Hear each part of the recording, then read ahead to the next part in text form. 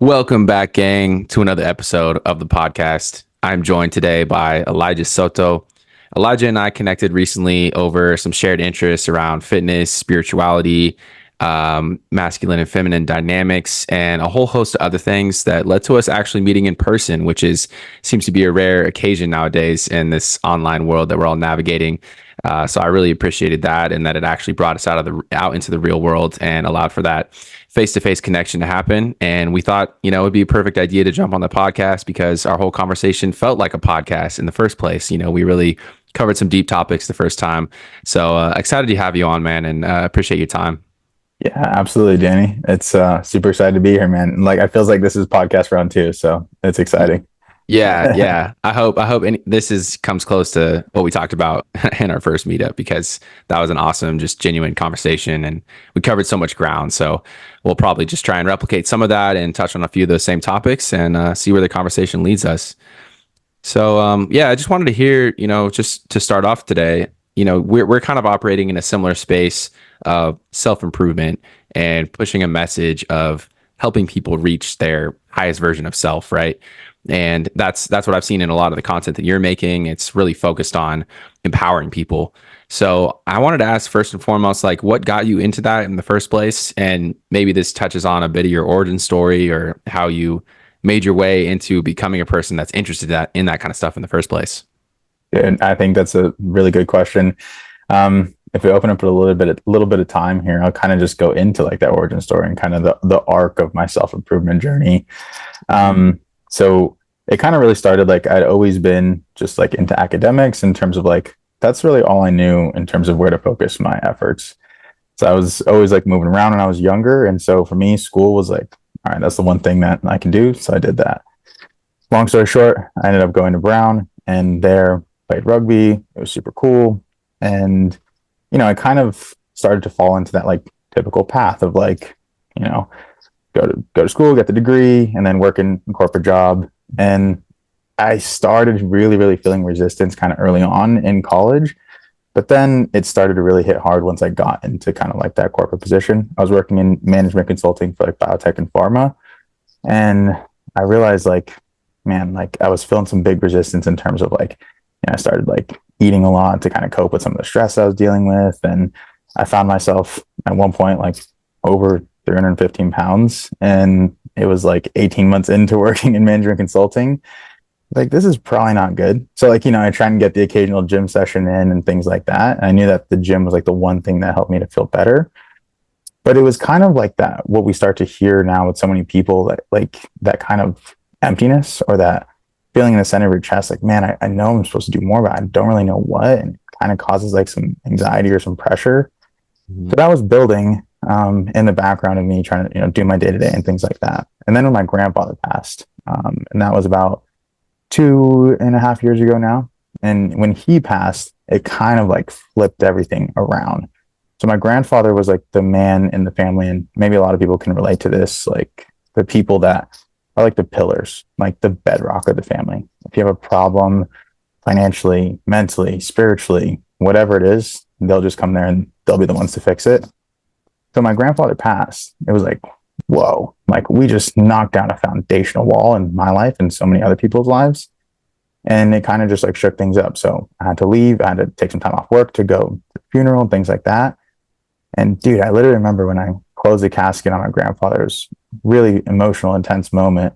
But I was like, man, there's a gap here in the world. And the gap is like, where are the strong men that are gonna take my grandfather's shoes? I looked around everywhere and I see everybody crying, and I see people, women and children, and like so many people who were just like distraught, and so many men who weren't necessarily on the track to kind of step into that position to be that strong man. Then that's when I look in the mirror again. Now I see 315-pound me, and I'm like, well, if anybody's going to do it, it's going to have to be me here. And so then that was kind of like the moment. And I literally that day, or maybe the next day, I started walking. Literally just started my journey by just taking the steps. I went in the morning, walk before work. And then I was like, okay, the one thing I have to do here is to just keep walking. And so I started walking every single day. And I started adding push-ups, and I was telling, we were talking a little bit earlier before the pod, um, you know, my grandfather always said, do 100 push-ups a day and you'll be good. So I was like, all right, well, maybe now I'll listen to him. Hmm. Unfortunately, wish I could have listened earlier. And so just started walking and trying to do 100 push-ups a day. First I could do like 20, then 50, and then finally I was getting it. Um, and that was kind of like the impetus, like the starting point for me and like improving my life. It all started with like the physical, and the whole goal of this self-improvement was not like, it didn't start like, oh, I need to become the best version of myself. It's, I need to be the man to fill the void that my grandfather kind of left, you know? And I know Hmm. that there's so many, we see so many days, like people who are, we see so many strong men getting old, getting sick, and it's, who's going to step in to fill their shoes. And so the whole like journey here, if people look on Instagram, they'll see my name is Robert Elijah Matthew Soto the third. That was my grandfather's name, Robert Soto. So like this whole entire process is just dedicated to becoming the best version of myself, to try and be that pillar of foundation that my grandfather kind of left. So Hmm. yeah, and that was kind of like the impetus of the journey. And slowly but surely, you start reading, you start learning, watching Huberman, watching spirituality, watching all these things, and the pursuit of just like becoming the best version of myself kind of led me on this path of going into fitness. I quit my job, became a personal trainer, started going into the whole fitness space, and just going into the spirituality aspect too, because I was just walking on blind faith with the goal of trying to be the best person I could be, to live up to like kind of being that pillar and foundation that my grandfather left behind. So yeah, that's Hmm. kind of the story there. Dang. Yeah, that's really interesting. It's kind of a story of tragedy leading to triumph in some ways. Yeah. You can be kind of coasting on autopilot in your life and you feel some negative emotions like simmering, but it's Mm-hmm. not enough to get you to like take the leap Yeah. like you did. It's not giving you that push necessarily, and you'll potentially coast on that for the rest of your life if you're unlucky. So sometimes those negative situations can lead us to the right direction. So that's really fascinating. That's like your driving force, and Dude, yeah. it's a And really unselfish, I guess, directive. well, I appreciate that. But I think there's like, this is where the spirituality aspect comes in too. Cause like, that's kind of like the alchemy of it, right? It was like, taking that pain, that heartache, and that like, significant deep loss, and being like, okay, there's a lot of ways I can go here. And I could resort to vices, drugs, alcohol, partying, escaping. But clearly I had been doing that, looking at myself 315 pounds, like, and going out, living the corporate kind of lifestyle, going out on the weekend and partying in Boston, things like that. Wasn't working for me. And I kind of feel like I exhausted all of my attempts to really live the hedonistic pursuit. And so Yep. the one pursuit where it was like, maybe for something bigger than myself here, that's the one that's the hardest and the scariest. But I realized like, okay, the alchemy is like turning that loss, that pain, that heartache into something better. And I think it really just started to click when I realized I was doing it for something bigger than me, to leave a legacy and to kind of continue on the things that my grandfather had been doing. So I feel like for a lot of people, they find it tough to start for themselves, but when they can find like a bigger purpose and a bigger reason, a why that's like beyond themselves, dude, that's when I started to really dig in, and it's just been getting better and better ever since, in terms of like how much I can help, how much more I'm insight and wisdom. And yeah, I think I've come to a point in my life now where I can look and be like, I think my grandfather would be pretty proud of me. But I think the cool thing about people like that who love you is like, I think he's always been proud of me too, So Yeah. it's just how No much matter more, what. how, Yeah. yeah, right. So now it's just kind of like, okay, that was like the catalyst. And then it's like, okay, now here's where you're really stepping into like becoming who you are and like presenting that to the world. So Hmm. Yeah. No, that's awesome. That's awesome. I made a post recently. What you were saying made me think of it, about making the mission bigger than yourself and mm-hmm. how that gives you unlimited energy. If you have Dude. that burning desire, that burning need to step up for the family, step up to be that strong man in your family and be that pillar, you're not going to wake up feeling lethargic. I mean, you'll have the natural feeling of being tired waking up, of Mm-hmm. course, but like you'll have that just electric feeling to just push you out of bed and get you going in the morning, because you have that bigger purpose. You're working for something that's not just centered around yourself. You're not trying to just add some dollar signs to your bank account. You're literally supporting a family or you're working towards a greater cause. So I think that's so important for people to find, because there's a lot of talk about biohacks and how to increase your energy and doing these little Yeah. things here and there to boost your energy levels.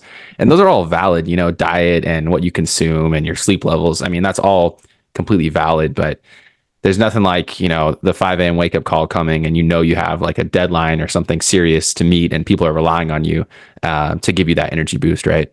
Yeah, absolutely. And so kind of like structuring your life in a way in which it's like, all right, like that deadline is like, every day, like every time I'm up, like I want to try and produce the most and do the most and like push to become the best, not for me, it's for others. Like one of the things in which I've structured my life is like, I used to have a really tough time waking up early. And like I would skip classes in the morning, things like that. It was bad. Mm-hmm. But now it's like when I wake up, I like have clients at 6 a.m., being a Mm-hmm. personal trainer. And like, dude, it was rough, right? I even had some 5 a.m. clients sometimes. I was like, okay, I can't do the 5 a.m. clients, but, Yeah, not but worth 6, it. 6 a.m. is good. And that was like nice because it's like, okay, I wake up and it's like, boom, I got somebody literally waiting there for me, right? Ideally not Mm-hmm. waiting there for me. I'm waiting there for them and that like, I'm the trainer, right? Yeah. And so that was like a nice way to kind of structure my life that like helped me to like get that like morning energy, it being Mm-hmm. directly bigger than me. And then obviously the macro goal now of it being like, okay, this is a personal pursuit of excellence. But if you can like find a way to where you like actually have somebody else there or some type of like deadline in the morning, I think that helps you wake up like fired up because you're like, dude, wash the face, let's go, because it's Yeah. not just about me. Yeah, 100%. If it's a little too loose or you don't have something really driving you like that appointment or that deadline, I feel like we're just going to naturally humans are going to be a little bit more like resistant to that, or we're going to take the path of least resistance because it's just comfortable for us. Like you got to have that some sort of external factor, some sort of, even if it's like a self-imposed deadline that Yeah. really drives you to do that, right? Mm-hmm. Yeah. I mean, like if you don't have like actual like clients or things like that, like just creating something where like, okay, you got to wake up for this is definitely seems like the way to go. Because like first time when people are like, you're stepping into like improving your life, a lot of times you probably don't even feel like worthy, or maybe you don't even have like a clear cut goal. And Mm-hmm. like that can be tough because you're like, what am I even waking up for? Like, what is the Mm-hmm. point of this? And it's really cloudy and really gray at first. And that's kind of like the whole concept of like walking into the fog and, things like that. So just being able to like set like a clear, actionable something at 6 a.m. or 5 a.m. or 7 a.m., whenever it is that works for you, to have like in the morning is like a task like that needs to be checked in on is like Mm-hmm. super key. But Yeah. it kind of makes me think about, I don't know, like if you've thought about this at all or explored it, the concept of like 0 point energy. Have you looked at that at all? No, that doesn't sound familiar. So it's like the concept in which you're talking about like quantum mechanics and stuff. I was listening to Nassim Haramein podcast, and he's like a physicist. He's kind of like on the cutting edge, I'd say, of like exploring some novel things when it comes to like fluid dynamics and quantum mechanics and like all these things. And this concept of 0 point energy is kind of like this underlying energetic force where it's like people think about the Big Bang as like explosion and then forever expanding. The concept of 0 point energy is kind of like, well, there's something that's continuing to accelerate the universe's expansion in every direction, right? And so rather than it be like just a singular point that happened, it's like there's actually an underlying source of infinite energy that's pushing everything forward in the universe, like universal expansion and solar system and all this stuff, right?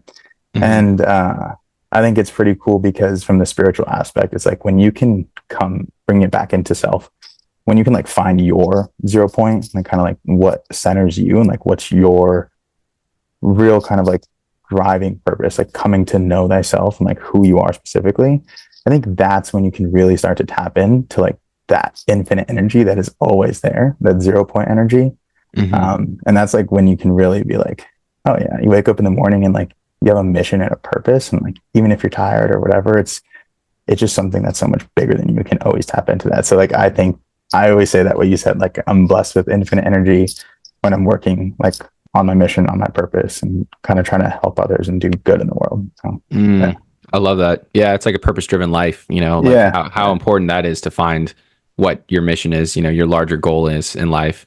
And I like what you're saying about the Big Bang. It's like every life is like a mini Big Bang in a way, Yeah. like Yeah. your own life is expanding in some direction and you just kind of need to find that wave and just ride it in the right direction, I suppose. You already have that's within you, right? You just have to look Mhm. inwards and kind of discover that and bring it out through exploration and trying different things, experimentation and all this. And then eventually once you find it, you're just like you're on the path, you're on the wave towards where you need to be going. Yeah. That's like that concept of like flow state too. Everyone's like, you Hmm. just got to get in the flow. And you're like, I don't really know what Yeah, that how the hell means. do I do Yeah. that? Yeah. And so I think for most people, it starts by just being like, okay, well, what's the one thing that like I know I can do? And that's why I think the physical aspect of like the concept of personal growth, self improvement all around is so important because like when everything else is kind of, like lost and in terms of like you don't really have directionality, you're like, okay, well, I know my body right here. I can take a step forward, literally. So I'm just going to go and walk. I know that I can go to the gym and I can do something where I'm like in forward progress, like pushing a little Hmm. bit harder, like doing something that has some linear progression to it. And I think that is like a way to just continue to have forward momentum and amidst like job, life mission, purpose, family, like all these different things, you're trying to figure out. And like if you can just have that like constant state of perpetual motion, like morning walks or gym or anything like that, that's what kind of helps you to like get through those like days that are tough where you're like, dude, I don't have any clue. Like, like Hmm. because those are always gonna come, right? Like life has ups and downs. And so it's like I feel like that is just like constant motion and like continuing to walk, like literally walk the path. I Hmm. think is really what wins. So that's why like if anybody's like struggling like trying to start this, the best way is literally just keep moving forward physically and Hmm. then mentally and spiritually it's going to come as well. Some of my Yeah. greatest realizations have happened on walks or in the gym. Oh, 100%, man. Yeah, those morning walks, no phone, especially if it's Yeah. like early morning and the world is quiet, there's no distractions or no people watching to do. You're just kind of one with self. That's it's really nice. It really brings up some creative energy, I feel like.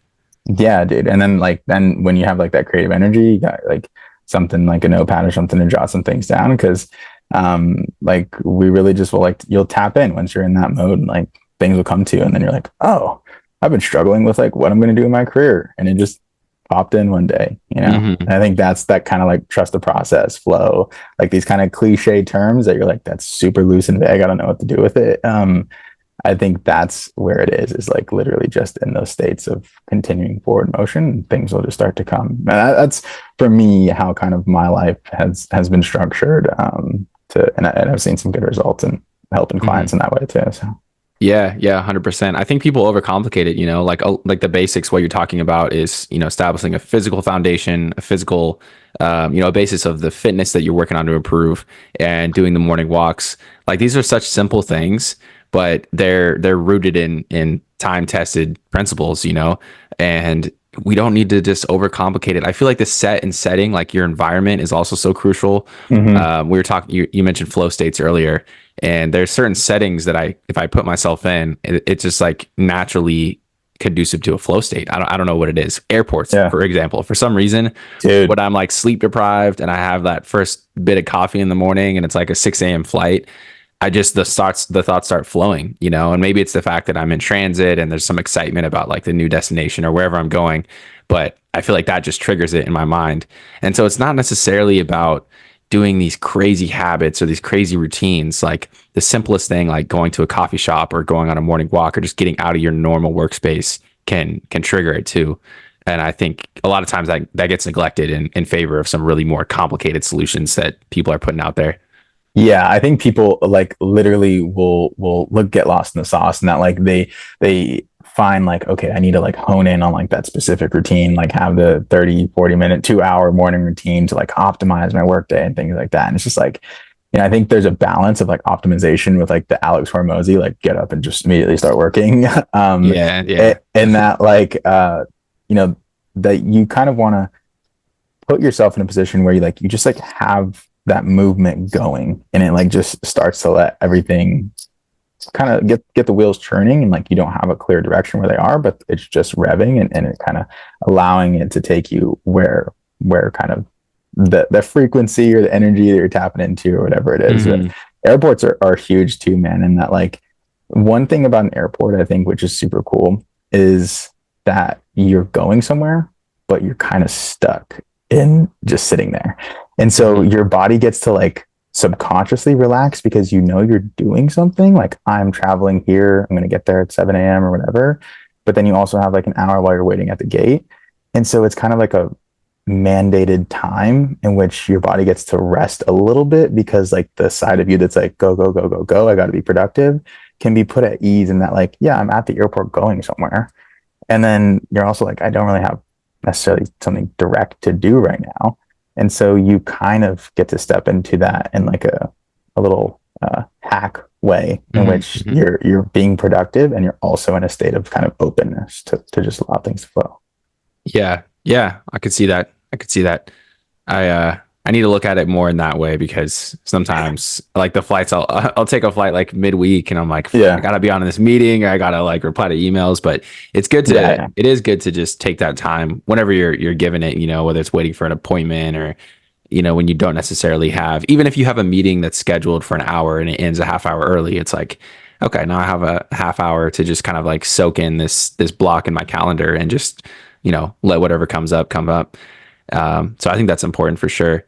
And I wanted to ask you mentioned something earlier that I wanted to circle back on. You said Yeah. some people may not feel like they deserve to better themselves. I Mm, thought that was interesting because, yeah, I guess I wanted to hear how you expanded on that. But I also feel like a lot of people don't even jump into this world of self improvement or betterment for one reason or another, whether it's intimidating or whether what you brought up, they don't feel like they deserve it.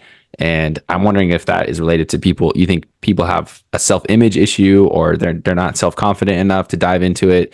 It's always a big question for me. Like, why are people? Why is everybody not interested in this? You know, like this seems like a no-brainer to me to want to better yourself. So I'm curious what your thoughts are on that. yeah. Well, I think it definitely is an individual component and like what really is like blocking people specifically. But I do know that there are some like big things. And to speak to the like not deserving component, it's something along the lines of like when people are like you're feeling like maybe not deserving is not the best word, but rather like maybe not worthy or incapable of like coming incapable of really doing it. So it's like why even try, you know? Hmm. And so like for me, like to take myself at like 315 pounds and like kind of pursuing a job that I really felt like I had no purpose in, things like that. I was looking at like people who were entrepreneurs and people who were in shape and pursuing like a mission, and I'm like, well shit, like I'm so far from that, and like I don't even think that that's possible. And also looking back at my life, I see that I didn't get to be 315 pounds by just like doing everything right. Like I messed up, like Hmm. Hmm. I remember countless times like ordering Uber Eats late at night and smashing a whole pizza or something, and like I know that in sort of like that extreme ownership or personal responsibility, I'm fully aware that the position that I'm in of being in a place in which I feel like I'm so far from the goal that I want is 100% my fault. And so I'm like, man, like, I'm undeserving, right? Like Hmm. I didn't do that.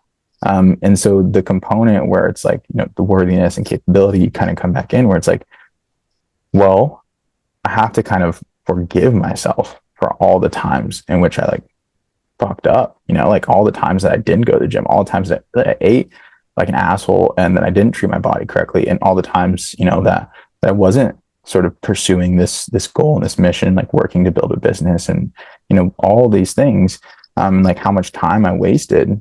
And I have to kind of forgive myself for that and to be like, okay, it's still feasible and still attainable. I just have to forgive, come to that 0 point of like, okay, this is where I'm at now, and then lay out the roadmap for how I want to get there. But I think a big part is that people look at their life and they know that where they are is a consequence of their actions, and they realize like maybe this is the life that I am destined for because I didn't necessarily um, was conscientious of my actions before, and so I think that's what people get in that I'm too far gone, or I'm maybe I've done too much bad and things like that, where there's no point. That's not for me. That's for people who've always waken up early. That's for people who've always eaten right, for people who've always done X, Y, and Z positive or beneficial thing for themselves. But I think it's never too late to change, and a big part is that inability to forgive yourself will just hold you back forever and ever and ever, and the problem will keep growing and growing and growing. One day you just got to plant your feet in the ground and be like, maybe I'm not worthy or not deserving, but I know that this is the path that I have to pursue.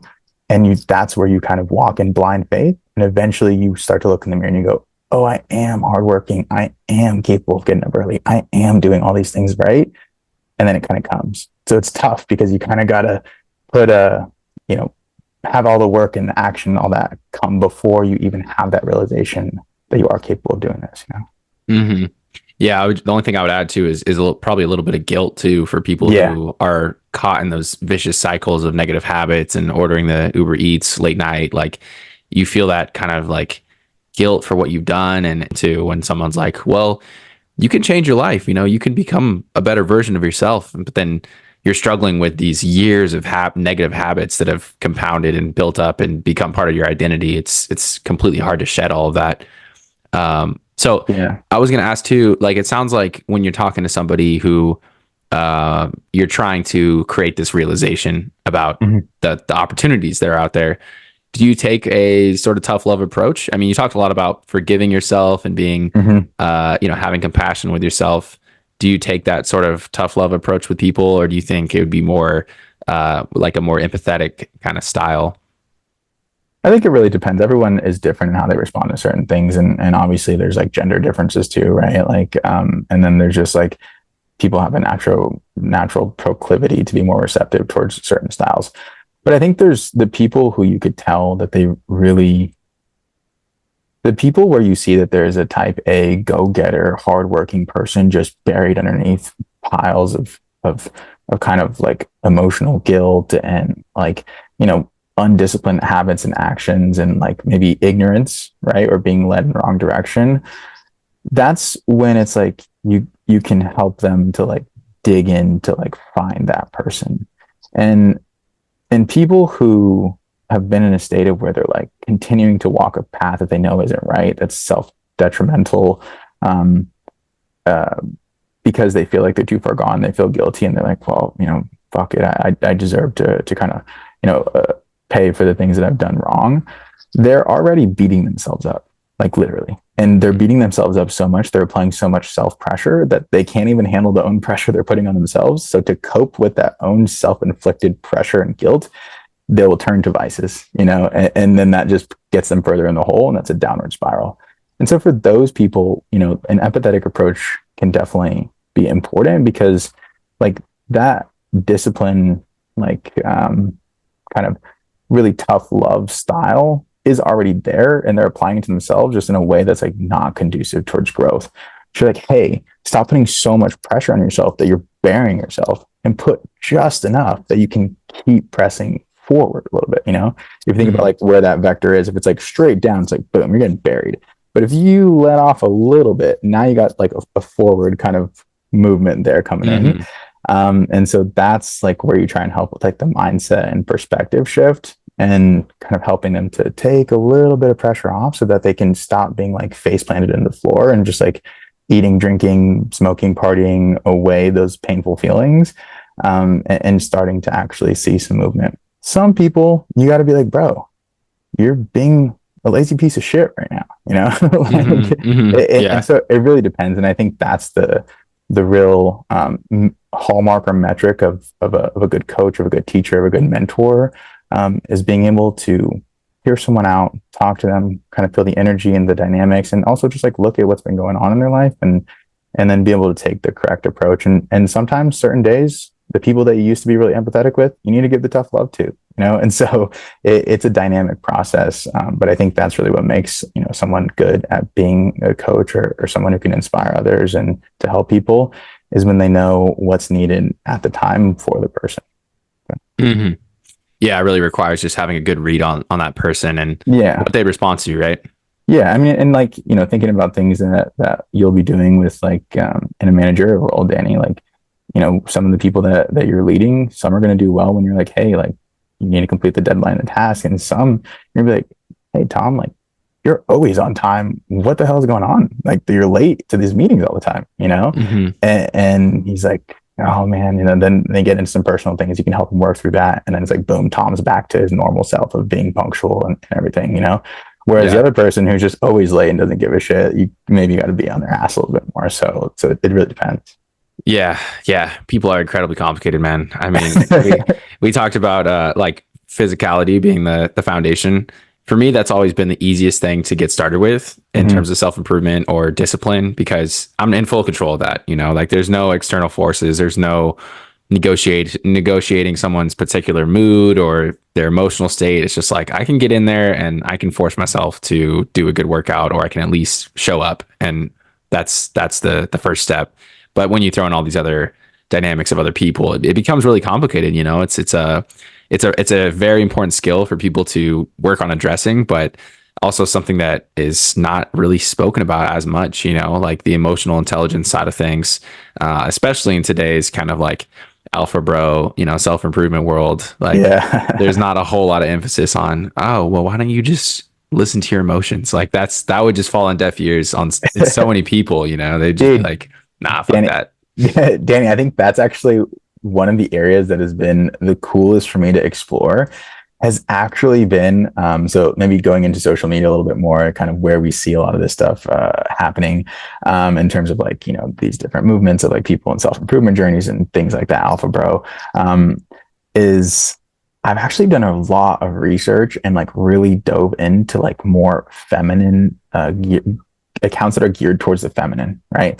So, fitness accounts that are geared more towards women, spiritual accounts that are geared more towards women, just all around like self improvement, lifestyle things that are geared towards women, and actually diving into those and like following and understanding and being able to switch my brain into less of like a protein shake, lift weights, work hard, that type of mentality, and Yeah. which I love. But switching into more of the feminine lens and actually understanding like, what is resonating, what are the struggles that the feminine is going through, and what are the messages that are being received well by them, um, has been really, really powerful, because I think, talking about the masculine and feminine dynamics, um, each of us, whether we're more masculine oriented or more feminine oriented, we have both, right?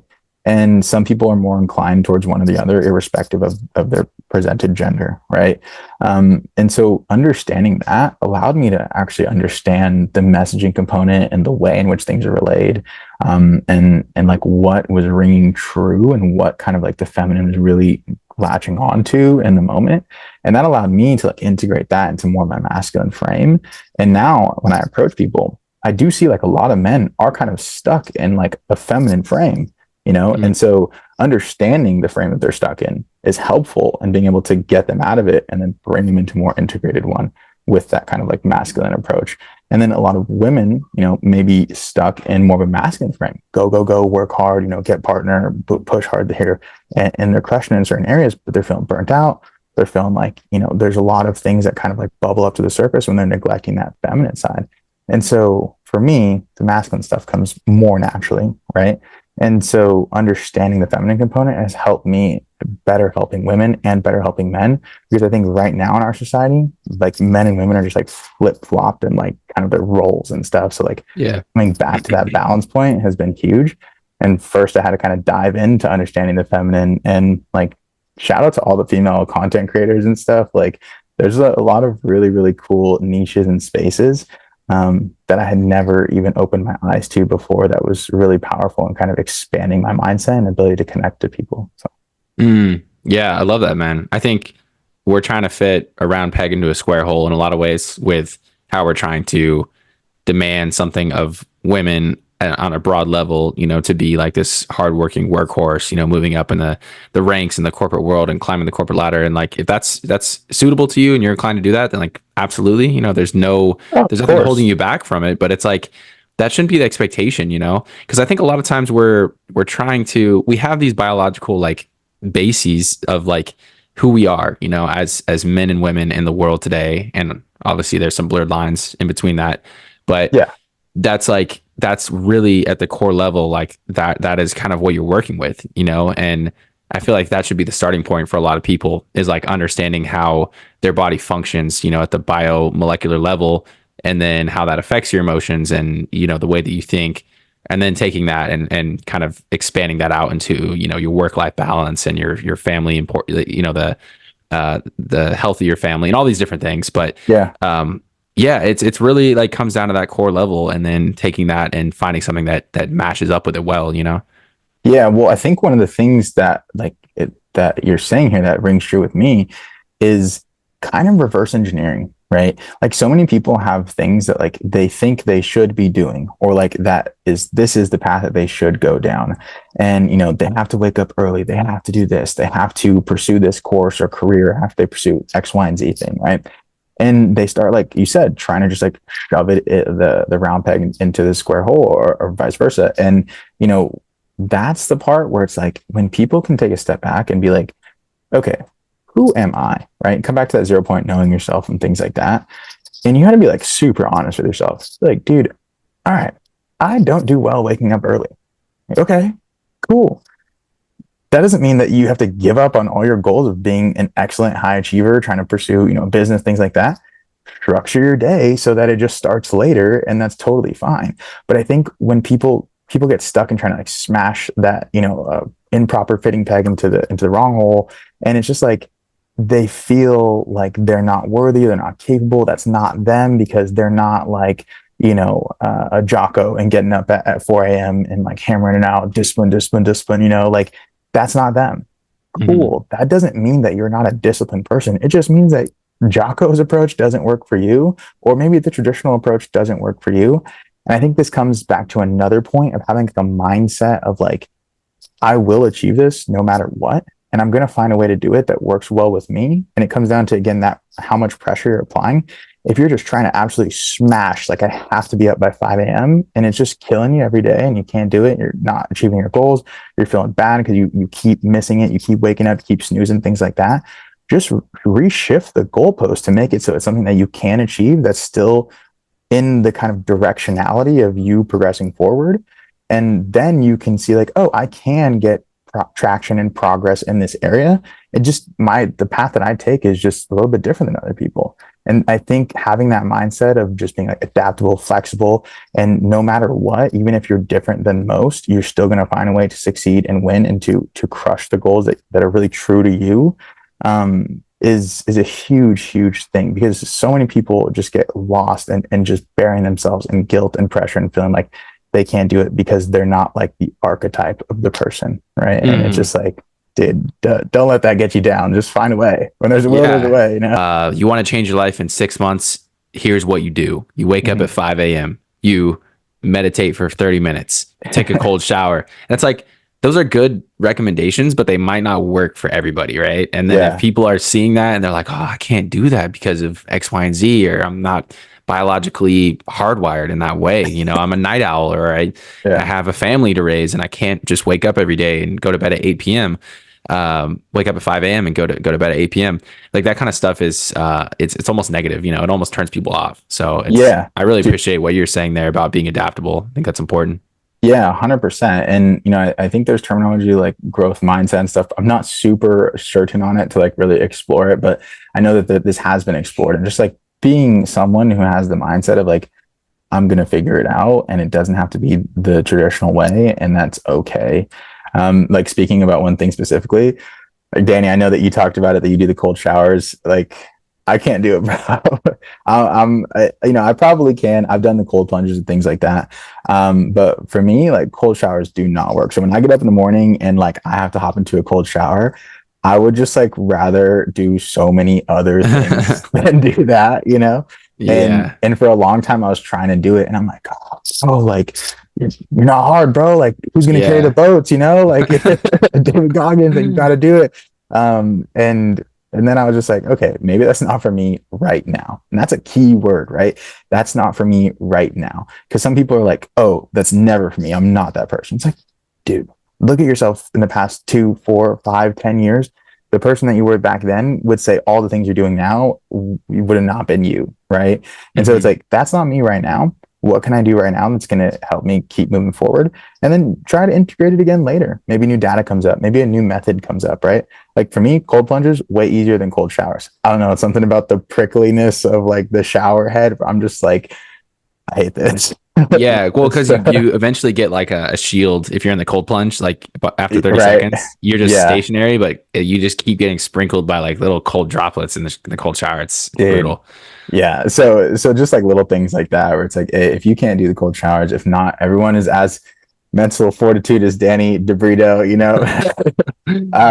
It's okay. And there's all different ways in which if you look at your life, actually, you'll see that there's other ways in which you're probably crushing it, and things that maybe someone who's cool doing cold plunges all the time, maybe doesn't like either. And so not comparing is a big thing too. And just like, it's just personal excellence. And like everyone talks about like, oh, 1% better, compare you versus you, things like that. But it really does come down to that, and to like remember that cliches are not cliches just because, or cliches are cliches because they are widely applicable, and kind of like readily understood. And so just because something is a cliche doesn't mean that you have to toss it out, like tossing the baby out with the bathwater, to use a cliche, right? Like, you can still like, wow, that's a pretty solid piece of information that's really working for a lot of people, and it works for me too. So Hmm. so like there's Hmm. some cliches that are okay to accept, and you don't have to like beat yourself up that you maybe do fit it or something. Yeah, yeah. No, 100%, man. I think a lot of that is overplayed and it's not tailored to you specifically. So, as with anything, you have to take it with a grain of salt and try and adapt it to your own life, trying to make Yeah. sure that it fits and works for you. Well, I think that's one of the things, maybe to talk to people is for a second about like how I specifically like came across you and your profile and found you. For anybody watching Danny's intro post on his Instagram, top left pin post, so his introduction is like what his goal is and like why he's trying to pursue this podcast and kind of what the mission is all around. Just an absolute masterclass in honesty, transparency, and just being straight up real. That's what the world's missing, is real people.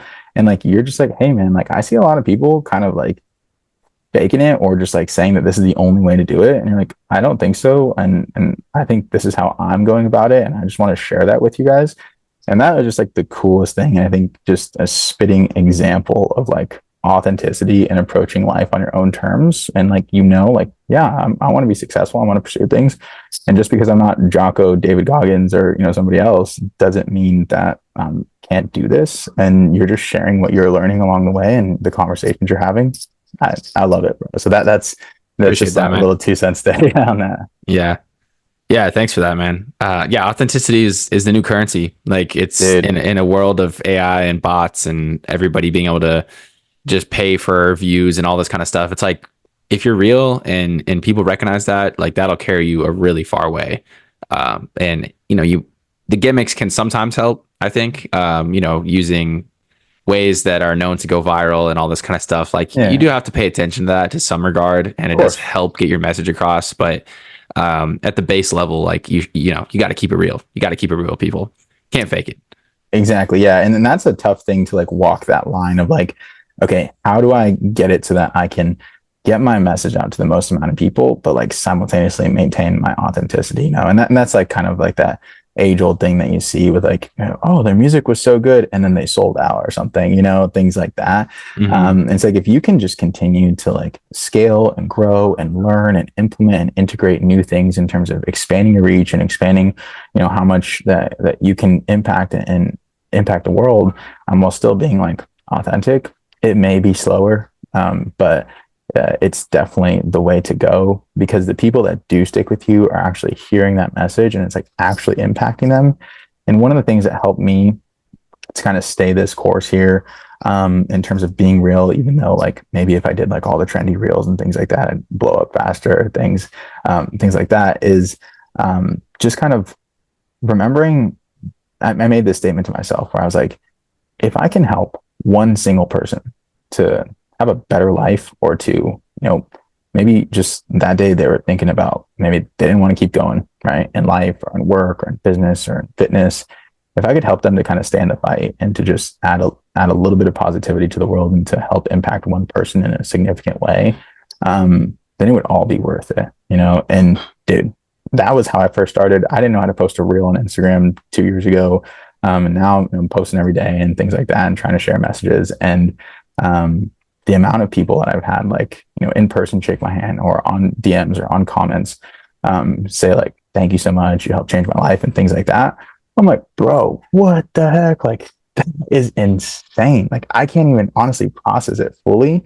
And so when I had that first person like shake my hand as an in-person trainer and just say like, thank you and you helped me, I was like, dude, it's all worth it. Like, all of this is worth it. And like, none of the like oh, I'm pursuing all this fame or 10,000, 20,000, 30,000, 50,000, 100,000 followers, whatever it is. Like, these are all great goals. Keep pursuing upwards. I love it. But like, don't lose sight of the fact that like, you just got to help a person's life, or you got to be a positive impact. And like, that right there is so big, because we just don't realize, like, maybe if you look at your life and you see like how many like maybe insignificant but like super impactful to you conversations that you've had with people, or just meetings or interactions or posts that you've seen that just found you at the perfect time when you were like, man, maybe this isn't worth it, and then you saw that post and you're like, all right, I'm gonna keep doing it. And then like those Yep. little things, that is really what makes it worth it. And so just remembering to like be real and to like put like people first and everything is just so big, man. That's like Hmm. what wins. Yeah. Yeah. It's hard to affect people's lives in the way that you're talking about unless you're coming from a place of authenticity, Yeah, yeah. Yeah. It's really hard to be relatable, I guess, and for them to put themselves in your shoes and to create that real connection. It's just so important to get any sort of message across, really, to come at Yeah. it from that real, human level. Yeah, and then like if you do like a AI, there's a lot of like pages out there that are like AI self-improvement stuff, and just like the AI Mm. voiceover of like a commonly trending like, you know, tomorrow you're a different person, like log in or Yeah, whatever, yeah. like whatever it is, like flip the All the switch. faceless accounts. Yeah. Yeah, exactly. No hate. Sometimes they're really good. But there's one thing too where it's like the person who's on the back end of that, when there's a person who comments and like, dang man, this really helped change my life. Thank you so much. You don't get to receive that actually, because you weren't actually directed towards that specific goal of like, I want to put out content to like actually help somebody like that. You're like, how can I blow up? What's the algorithm? Things like that. But when Hmm. your directionality and like your motivating force, your why and your driving reason for doing this is, I want to help people, and I'm going to put my heart out there. I'm going to really go all in and be 100% real. When someone says like, thank you so much, like, dude, you can feel it. Like, and to be able to receive that is a privilege too, that you should really allow yourself. And the way you can allow yourself to do it is by knowing that you're giving your all and putting your heart out there. Hmm. Yeah, no, it's so true. It's so true. It resonates more on both ends. They're Yeah. feeling it more because it's coming from a real person that's authentic, and then it hits you in a different level because they're relating to you as a person. They're not just relating to this like automated, faceless, AI generated thing. Yeah. Yeah. Yeah. And so like I'll do sales stuff, but I do sales, like fitness sales and things like that. And I've seen so many things online of like people talking about sales tactics and techniques. And I know a lot of people who are in kind of like the self-improvement space and things. They'll see like a lot of people that are successful that are doing these things oftentimes have like a salesy background too. Definitely a great skill to talk to people. But one of the things with that is so many people get caught up in like manipulation or kind of like putting on masks and face and things like that.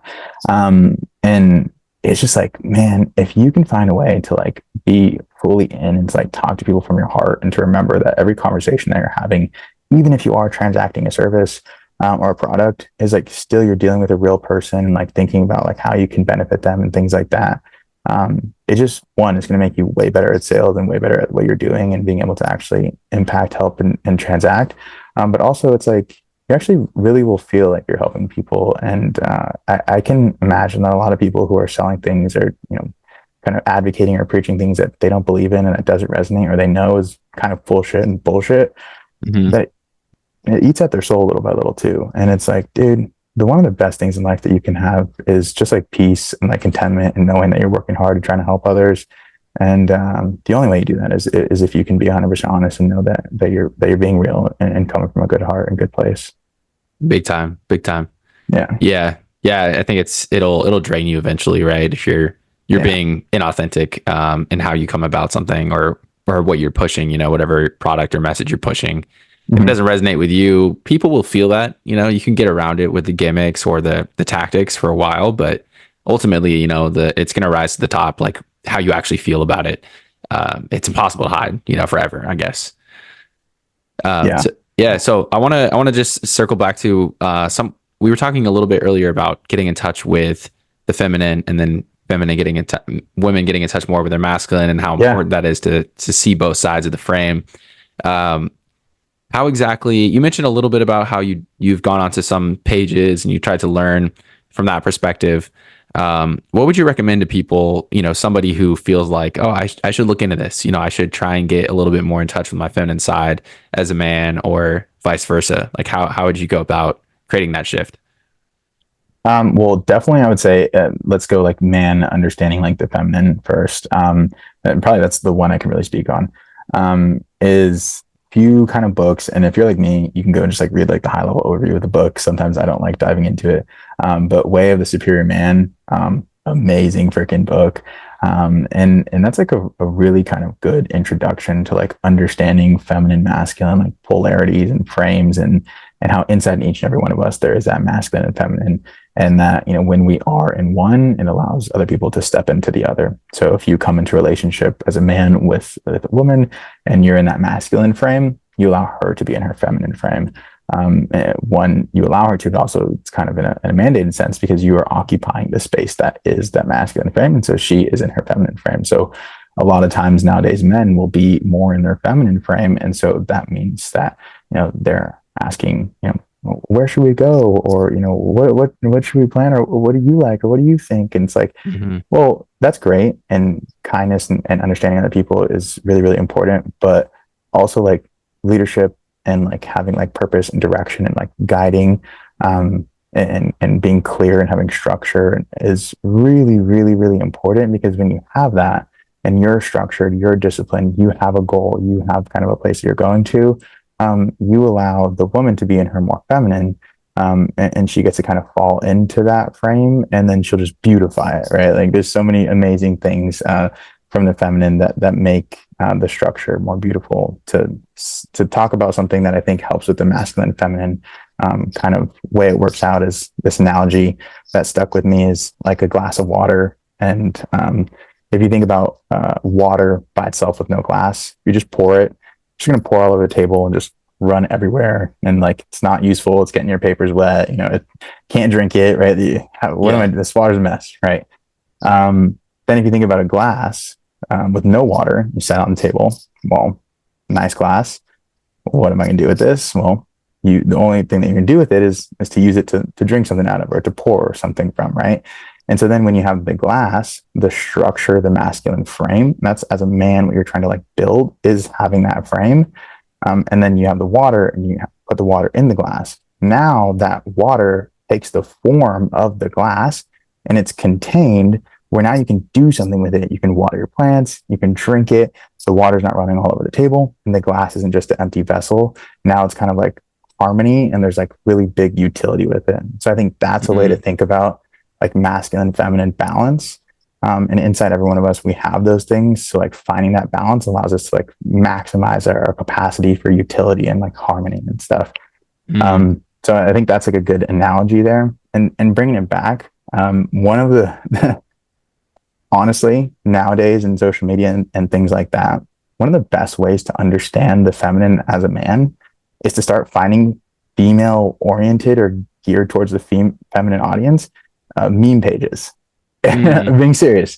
And so if you start going on like meme pages that are for like women, you'll start to see like what lights them up, what excites them, what the funny things are, and then you'll know like, oh, that's why, like after the date, she's like sending the messages out to her girls, and the girls are chatting in their group chat, and then she's responding back or something, like there's just funny things to understand there. And it extends far beyond just relationship dynamics.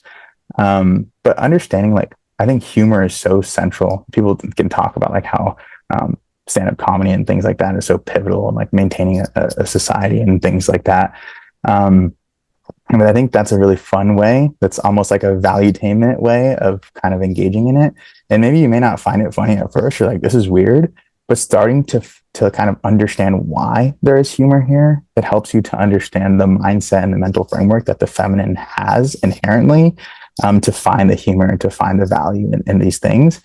So just going on some like female meme pages is a really cool way to start like getting yourself like dipping your toe in the water of understanding the different energy than yours as kind of a man understanding the feminine. I see. Infiltrating from the inside. That's smart. That's smart. Yeah, Dude, that's and good. you'll have some awesome laughs too, like because then you're like, that is pretty funny, and maybe you may even be making fun of yourself a little bit, and I think there's some good in that too, where you can be lighthearted, about Hmm. it.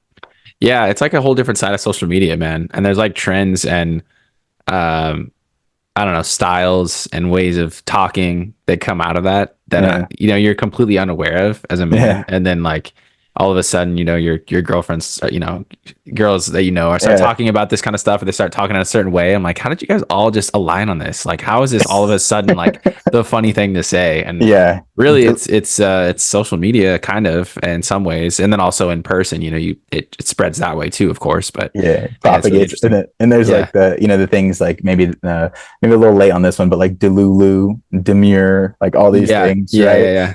And I think Delulu is a really funny one if you actually want to dig into it a little bit. It's really cool because a lot of times this concept of Delulu and like the feminine meme pages and things like that is that they're just like um, doing things without like having a clear like there's not a clear rationality as to like if they'll succeed in this or if they are this. And a lot of times women will be like, yeah, I'm just Delulu pretending like I'm an influencer and posting their stuff. And that'll allow them to step into a confident frame enough to record themselves at the gym if they want to post fitness content, or to record themselves speaking if they want to go ahead and put out content that they share speaking, things like that. And I think from the masculine understanding, it's like that is walking in blind faith, and it's like Hmm. that's a very powerful topic. And if you can actually take it from the standpoint of having deeper significance, that's like what I had to do when I first started my journey, was to be like, man, I have no real basis or understanding of where I'm going to be going or how I can even achieve these goals that I have of trying to be that man that like my grandfather was, and to build a business and to leave a legacy, and to be a strong, capable, confident person, to have a body, that's like physically fit, and demonstrative of discipline, success, and things like that. How can I do this? And thinking about the guilt and the things that we talked about. And it's like, well, if you apply that concept of Delulu or walking in blind faith, that's when it's like you just got to do it, and eventually just doing it will kind of get you to be in that place. So Hmm. things like that, when you can understand it from both sides, is really, really cool. So.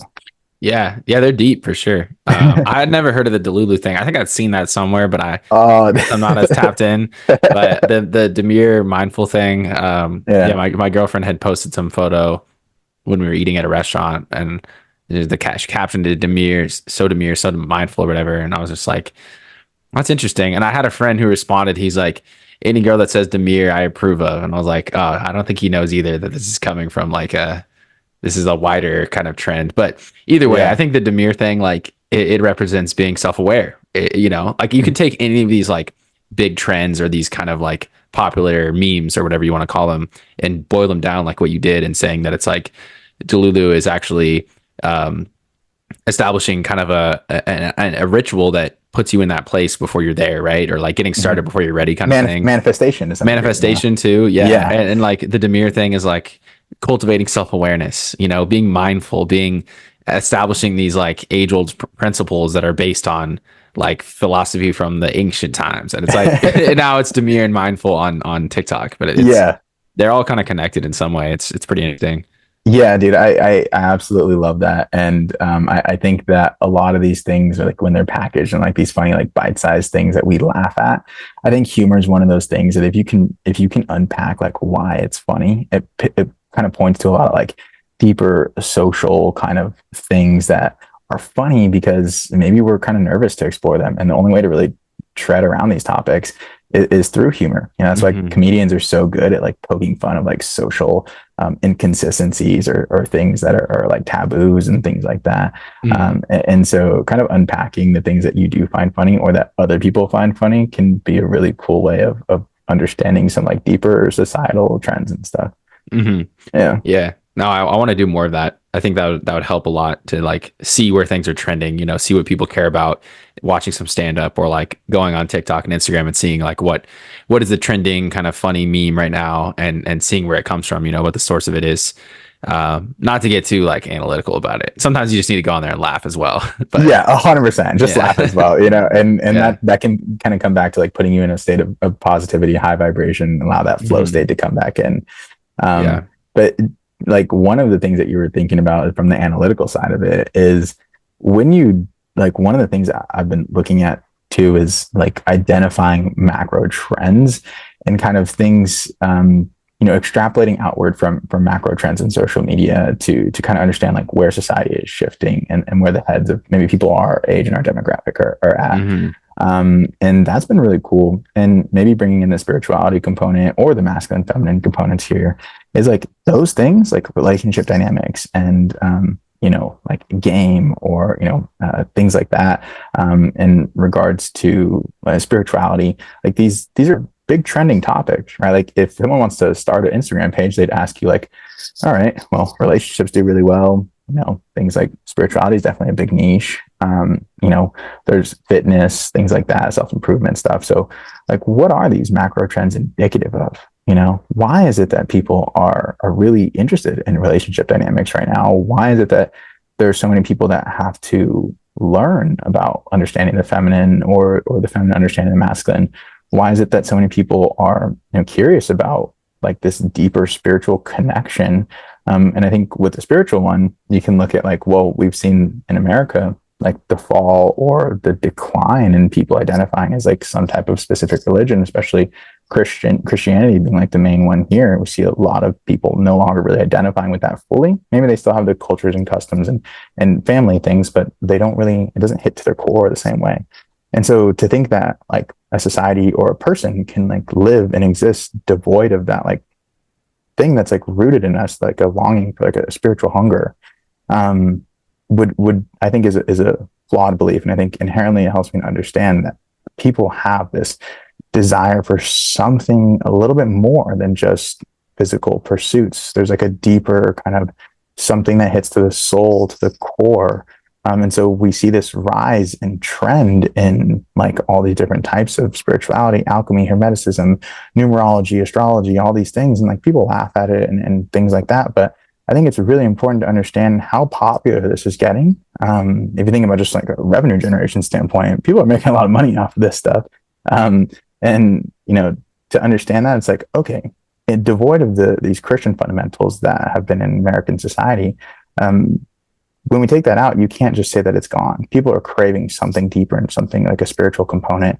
And so that helps me to understand that I think that the concept of like creation, creator, and like pursuing something higher than yourself and like your soul's purpose and things like that are kind of central to who we are. So like a longing for something beyond self, think about like Maslow's like hierarchy and like, something higher than you is central to like human experience and human existence. And so I think we see that trend of the rise in spirituality as a resurgence, maybe as being kind of indicative of the fact that it's central to human beings. And the same with relationship stuff too. We see feminine masculine dynamics are so jacked up nowadays, or people just got it so backwards, or the social isolation, or dating apps and things like that, that like people are craving to understand how to develop relationships and like how to have these like maybe normal relationships and nowadays with social media and apps and all that.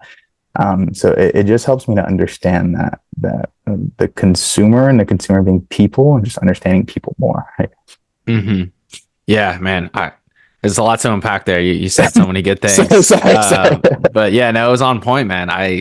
Uh, I guess I think the rise in the need for spirituality, it always has it always has been there, but I feel like even more so nowadays, it's necessary because we need to be rooted in something that's bigger than ourselves, kind of like what we were talking about earlier, Hmm. and that can fill in that gap. For people who don't necessarily have a clear mission, a clear purpose that's driving them forward. Like a lot of times, it could be structured for them, in the form of religion or spirituality, and also just with how uncertain things are. I think about this a lot with. So I love the Brazilian soccer team. I'm half Brazilian, as we talked about, and Yeah. I follow Brazilian soccer so closely. And all of the players are really, really, really religious, and Brazil in general is pretty Catholic, pretty rooted in that. And I found the players, every time they score a goal, they're dedicating their goals to God, and they're Hmm. praying before they get on the pitch every single time. And I noticed that, like, if it makes them perform that way, like if they're playing like they're possessed, or they're embodying that energy, that spiritual energy, then it's never going to be a bad thing, And a lot of times that can Hmm. give people the comfort that they need to perform at a high level. It can give them confidence because they believe that there's something else that's infecting them, that's enforcing their actions on that day, and it gives them that, like, that fallback. It's like it's not all on me, because that pressure can be a lot, and Hmm. especially people performing at that level. If you feel like, oh man, it's all riding on me, the entire country is on my shoulders, that's a lot to bear. And then if you're able to share that responsibility with God, or with your faith, that can help you reach that new level. And so I think it's really important for people to consider, whether or not it's like important to get into the nuances of existence or proof or any of that. It's not that important. I think if it gives Hmm. people solace and comfort and allows them to execute, and to live their best life, then that's fine. That's crucial to explore, and there's so many different facets of it. 100%. Yeah, yeah, it doesn't have to be necessarily organized religion, but that's just what comes to mind too when I think about how spirituality can be important in the modern day, and how it's probably never going to go away. Yeah, of course. And then, like, one of the things that you said there, coming from maybe my background in biology and like working in like biotech and things like that, is like the concept of like placebo. Like when we're testing clinical drugs, we see that, like, dude, placebo is hard to beat. And that, Yeah. like, we see significant impacts on people's, clinical conditions improving, or degrading in some cases based off of how they're thinking about it. When it comes to belief, and like the placebo effect is just one that, like, yeah, we hear it, we see it in like reels and things, and we know that it's impactful. And like, if you believe that you're taking the sugar pill, or if you believe that you're taking the pill but it's a sugar pill, you still see results. And like, for me to like, I feel like to really internalize that, to like say that your beliefs can actually change your physiological condition, your mental state, so much that you have like tangible, measurable results and improvement, in your condition, so much so that it's actually hard to create a clinically designed drug that's working in like specific, molecular pathways and things like that, that can get replicable or better results than just someone believing that they're taking a drug that's going to help them, is crazy. And so then it comes back to this concept of like belief. It's like, if you are going out there on the pitch and you're, playing the World Cup, and you believe that God is with you, and on your side, that you're supported, and that, you're doing these things for the right reasons, like, you maybe can perform at a level and an edge that is superhuman, Hmm. because Hmm. it's like literally taking your body in a physical way, being able to perform in something that maybe it couldn't, almost as if you were enhanced. And so I think that is really, really crazy too, the concept of placebo, the concept of like full belief. And it comes back to these things that we're talking about, like, walking in blind faith, and just kind of like believing. It's like, when you like really commit to like believing in something fully, that is like the most powerful thing. And if for you believe in your religion, your faith, I love that. I absolutely love it. And if that's how you want to go about your life, like, I think that's amazing. And whatever it is that you do believe in, just believe in it fully, but also keeping the lens of being open to understanding new things, integrating them, then believing in that new thing fully. Like, Yep. just having full belief, I think, is really, really what wins and allows humans to achieve things that we never thought were possible before. Yeah, yeah, no, I think it really does instill that superhuman capability in a lot of people. Mm-hmm. I was also thinking of Steph Curry too. He dedicates Oh every yeah, shot. Every shot he makes, it's like it's not yeah, his doing. It's God's plan. And yeah. in dealing with failure too, having a plan that's outside of yourself, having something that's, it takes the weight off your shoulders a little bit and says, okay, this is what's meant to happen because it's written or whatever. Hmm. And for people that might not have the ability to have that confidence or that belief within themselves, you can explore it through other forms, through other forms of spirituality. So I think most people have a hard time having that belief. I think that's really, really difficult for people to just wholeheartedly understand that they're going to be able to overcome these hardships, and no matter what happens, they're going to be able to make it work. It's like asking a lot of people, and it requires years and years and years and years of hard work and research, and just instilling confidence in yourself to even get there in the first place. And so, yeah, finding spirituality is almost like a fast track to get there in some ways. At least that's how I Yeah. look at it. Yeah, and I think one of the key aspects that kind of has rung true to me is that yeah, I grew up Jehovah's Witness, and so like I kind of was really into like more structured type of Christian rooted religious ideology, and that was really really powerful for me in like understanding a lot of how people are thinking in that framework and how understanding how I was thinking. And it's one of the things is about the where the power dynamic or like where the the force that's telling you kind of like what is and what isn't lies. And so I think in a lot of times when people can kind of get too much into any type of dogma, right? Whether it's too much into biohacking or too much into, a certain type of religious ideology, it comes in saying like, who's the guy who wrote Atomic Habits? Clear, James Clear. James Clear, yeah. Yeah. So if like James Clear said this, so like that's what it is, like if you get too much into the dogma of like believing that whatever James Clear says, or Ferris, right? Like these things like are kind of what it is, and forgetting like your own sovereignty and autonomy. And so a big part is, as long as in any type of like text or dogma, there's like somebody, as long as God is placed outside of you, there'll always be false prophets that come along claiming that God told them X, Y, and Z, and therefore you must follow it. And when you place it outside of yourself, it always opens the gates to people coming in that are a little bit predatory, knowingly or unknowingly doing it, in which they will say like, I was told by this higher force, or by this person said that as like the apex or the pinnacle of what is correct and what is not, and takes away your own kind of personal ability to have discernment and to also realize that you can make those decisions and you can kind of come to those conclusions yourself. And so when you reclaim that concept of like personal sovereignty and having a direct connection to higher force, higher power, or just having control over your life, that then allows you to not fall prey to falling into some of these like dogmatic things, because you realize it's like, okay, well, whatever James Clear or whatever a certain religious figure said, that's cool. I take that in, I see it, but I still have my own personal sovereignty and discernment to decide if I'm in line with that or not. And then you can go and enact your own decisions. So I think removing that intermediary step and remembering that we are all have the capacity to be sovereign, autonomous, and we can create and we can do and we can make decisions ourselves, is really, really powerful, and comes back to like a point of us reclaiming kind of like our power, and that allows you to move in the world in a way in which you can go out and enact really great change and to not be kind of hampered by ideology or dogma. Mm-hmm, mm-hmm. Yeah, just to have your core beliefs kind of figured out in some ways, so you're not influenced too much one way or another by false prophets potentially.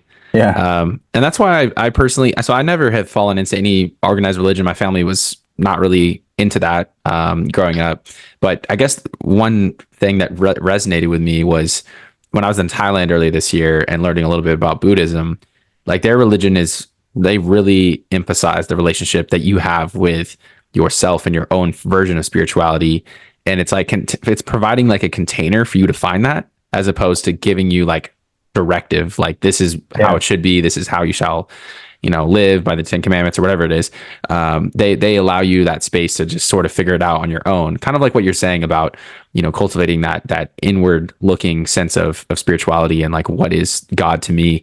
And I found that really interesting. So it's worth exploring. I think a lot of times that will trump everything. Your relationship with yourself and being open minded to other influences and kind of assimilating that in the right way Yeah. is the best way to go about it, I would say. 100%. Yeah. And one of the things too is coming back to one of the things you said earlier too about like, when they're like, the alpha bro advice and they're like, wake up at 6 a.m., cold shower, this and that. And then you can't do the cold showers, right? And then you're like, I'm a failure. I'll never be the alpha bro. Yeah. It comes in line to you thinking that's an external thing that's being imposed as the only way. And that's the same thing where it's like, oh man, like, I in the past I did things that maybe were considered a sin, or maybe were considered something that wasn't in line with this dogma that I believe in, or that I'm kind of taking on right now. And so therefore that comes that pressure where you think like, oh, I'm a failure because I can't do the cold showers. I'm never going to be that person. And then you just get into a downward spiral, a downward state, and you don't believe in yourself, and you feel these things. A lot of times people can do that where they think that they've sinned or done wrong, or they're not the person.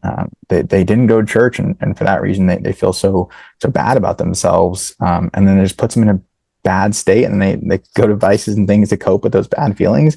And it's like, man, like if you just open up and realize that there is an individual component in this, and that like it's okay if there's areas that are difficult for you or where you've fallen short. And then you got to like really be honest with yourself, and dig in like, okay, did I not go to church because like I'm a bad person, or like was there just something in my life, or like schedule or something, and like you're feeling bad about it for no reason, right? Like Yeah. little things like that can kind of remove unnecessary like feelings of like guilt, fear, anxiety, or shame that I think are really low frequency, low vibratory states that just keep people down.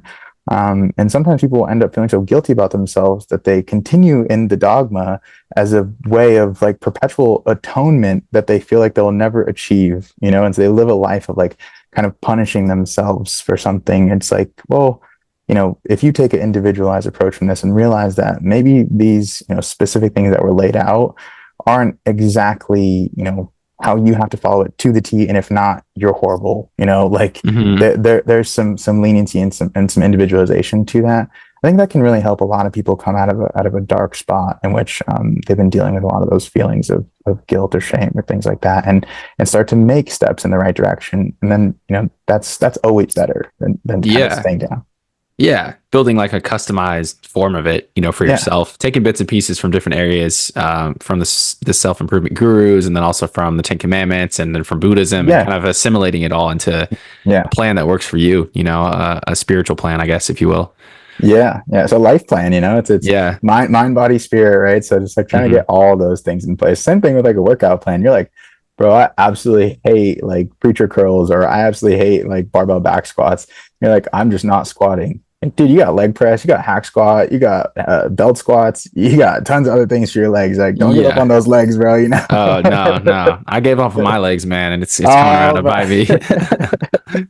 Again, all sorts of injuries. I mean, I was always just running way too much, playing soccer in the past, and I was like, oh, that's my leg day. But dude, no, if you don't work on the foundation, like we're talking about, like fitness being the foundation, and then the legs being the foundation of your fitness of your body, it'll come around to bite you. Hey, anybody out there, don't skip leg day. If you don't like squats, find another thing that works for you. There's leg extension. There's all these different types of things. Use the Smith machine. If you have trouble on your bar path, use the Smith machine. Doesn't matter what the bros say or anything. So that's that same idea, or that same kind of mental framework of like finding what works for you, kind of saying fuck it to like any of the people who like shame that or anything like that, and pursuing your own individual path, as long as it's towards the pursuit of growth and betterment and improvement. I think that's just always the way that's going to win. Yep, 100%, man. Well, dude, this was an awesome conversation. I feel like we covered so much ground. I didn't expect us to get all into dissecting religion and spirituality like we did, but that was brilliant. And I feel like we'll have to hit a part 2 at some point to explore some of these topics even further.